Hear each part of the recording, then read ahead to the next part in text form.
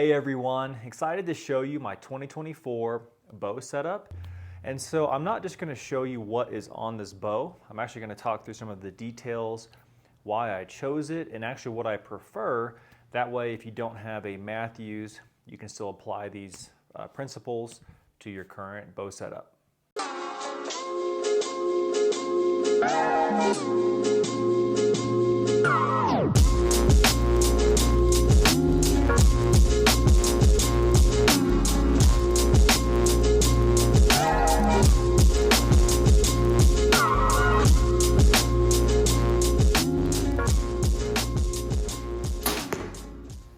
As far as performance, so this bow I'm shooting 285 and that's my target speed. I am drawing 69, almost 70 pounds, and my draw length is 30 inches with a 462 grain arrow. My let off is 85. I've never tried that before, but I'm excited just to see how it feels. I may go back to 80, but those are my specs. Let's start from the ground up. So I have ABB Platinum strings. These are the black series. And I like these a lot, so they're actually more affordable than the other colors. And I got a little bit tired of the gas strings I had. The servings were coming undone on the limb stops. And it's just something I noticed. So over time, I decided to try ABB. Now both are excellent strings, but from what I've experienced, the ABB servings do hold up a little bit better overall. So they do clock right. The gas strings clock left. So keep that in mind if you're trying to match your helical with your strings. I've done some testing with that, not a ton. I haven't noticed a difference personally, but it's something I do clock right now just because my strings clock to the right. So I still do it, but I have not noticed a huge difference there with the strings. Okay, so on the strings, I've got the Hamskea Raptor Peep. I love this peep, it's a 3/16. Works great with most sights. Now it is a tube style peep, so you have to make sure you don't have peep twist. I spent a lot of time twisting the strings to get it perfect, as peep twist really bothers me. I don't know if it bothers you, but it really bothers me. And then I do have my D loop. I'm actually doing it a little bit longer this year, close to about 0.8 to 0.9 inches on my D loop. It's just more comfortable for me. And then I do want to show the way that these knots are tied. I have found that this is a better way to tie a D loop with the way the knots are positioned. When you're looking at it from this angle, the ball on the opposite, and then on the top and on the bottom, the ball facing you. It's a natural way that the thumb release wants to grab that D loop at full draw. So try to get the least amount of torque as possible. I know that's a little detail, but that's how I set it up, and I use 2 soft knots on my D loop. Again, 0.8 to 0.9 on that length. Let's hop over to the rest. So I do use the Hamskea Trinity. I talked about the Epsilon in my best of the rest video, but what I have found is I prefer the Trinity slightly over the Epsilon. The reason being, you may not be able to get everything as tight to the bow. So if that's your goal, probably go with the Epsilon or QAD. But with the Trinity, it's a lot easier for me to work on, and it just feels very stout overall with the screws. The Epsilon, if you've messed with one, it's just a lot more to work on, the screws, tightening it up, and I don't know, I like the Trinity overall. That's kind of being nitpicky, but that's my preference on the rest. And then I do use the Easy Glide system. Hamskea has a new way to tighten this down, but I really like the Easy Glide system. This gives you the ability to raise or lower your rest. And for me, when I'm storing my bow or I'm traveling, I always lower it there. So definitely love the Easy Glide system, and I would recommend it with the Trinity. So let's hop over to the sight. So still using the Spot Hog Tommy Hog base with the triple stack head. Now, Spot Hog just released the Boonie, which is really cool looking. I will say they added first axis, that's exciting. But I still am leaning towards the Tommy Hog, and let me show you why. So the wheel marker here is you've got the micro adjust with the wheel marker. I use Precision Cut Archery now for tapes. I've also used Archer's Advantage quite a bit. You can literally put these wheel marks on the software at 20 and 60 and get you a perfect tape essentially if your marks are good. It's a really great way to build a tape. I love those marks. If your tape ever falls off, if you know where your 20 and 60 was, you can at least always get back to where you were. So it's kind of also that extra safety. The Tommy Hawk is a little bit heavy, and I do use the triple stack. I use the middle MRT ring. It works great with that Hamskea peep. But I love the triple stack. I love the vertical, and I have a 10,000s on the bottom. We have a video if you ever want to change your bottom pin on how to do so. The only one I know of that has 3 vertical that are fully adjustable. You've got the 3 indicators. Other brands are doing that. That's still why I really like this sight. I'm okay with the weight for that reason. We're gonna hop down to the stabilizers. So I don't get too into the weeds on stabilizers. I've never been just like really into stabilizers. It's pretty simple, it's a stabilizer. But I have the Conquest Smackdown bars, got a great deal on these. And I used these last year.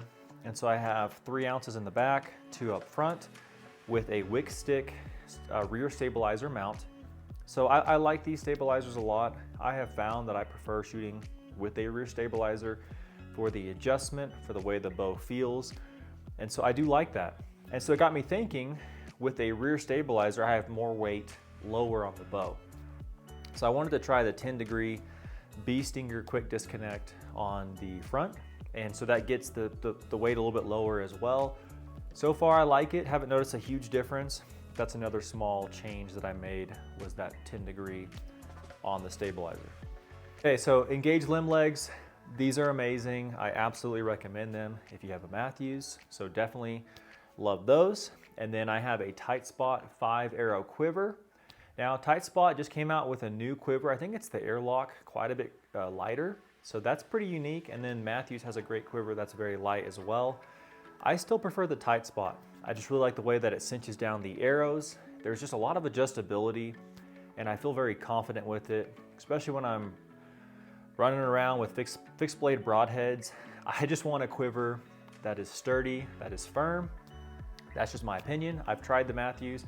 I still prefer the Tight Spot. Would love to try the new light Tight Spot. I have a basic wrist strap here. That's more of a comfort thing for me. And then let's talk arrows real briefly. So I'm working on a new arrow build to show you guys exactly what I do and why, and part of that tuning process.